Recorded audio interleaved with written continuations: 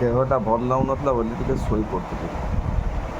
ଶୋଇକି ଭାବୁ ଭାବୁ ତ କିଛି କାମ ନାହିଁ, ଗୋଟେ ଚିନ୍ତା ପଡ଼ିଲା କ'ଣ ନା ଆପେଲ୍ କମ୍ପାନୀ ଘଣ୍ଟା ମୋବାଇଲ ଫୋବାଇଲ ସବୁ ବନେଇଲାଣି। ମୁଁ ବି ଗୋଟେ ଏବେ ବଡ଼ କମ୍ପାନୀ ଖୋଲିବି।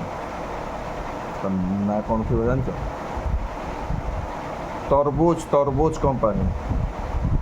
ମୁଁ ତରଭୁଜ କମ୍ପାନୀର ମାଲିକ ହେଇକି ରହିବି। ଆଉ କ'ଣ କରିବି? ଯେତେବେଳେ ମୁଁ ଗୋଟେ ବଡ଼ ଉପାୟ ଭାବିବି ନା, ଗୋଟେ ଆପେଲ୍ର ଛୋଟିଆଟା ମୁଁ ତରଭୁଜ ବନେଇବି, ଆଉ ତାପରେ କଖାରୁ ବନେଇବି, ଗୋଟେ ପରେ ଗୋଟେ କ'ଣଟା ପ୍ଲାଣ୍ଟ ଖୋଲିବି। ଆଉ ପୁଣି ଭାବି ସାରିଲା ପରେ ମୁଁ ନାଇଁ ଏଟା ବି କିଛି ବୋଧେ ମୋତେ କାହିଁ ଠିକ୍ ଲାଗୁନି। ଆଉ ଥରେ ଭାବିଲି, ପୁଣି ଆଖିଟା ବନ୍ଦ କରି ଶୋଇଲି ଟିକେ। ପୁଣି ମନେ ପଡ଼ିଲା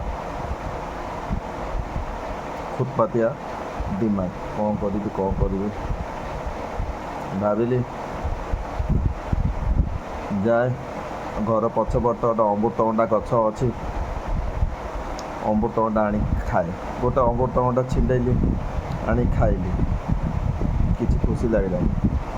କ'ଣ ପାଇଁ ଜାଣିଛନି?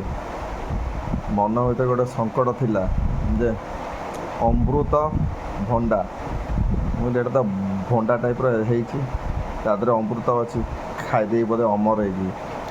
ଅମର କ'ଣ ହେବି? ମୁହଁ ସାରା ସବୁ ଧଳା ଧଳା ହେଇକି ଅଠା ହେଇଗଲା।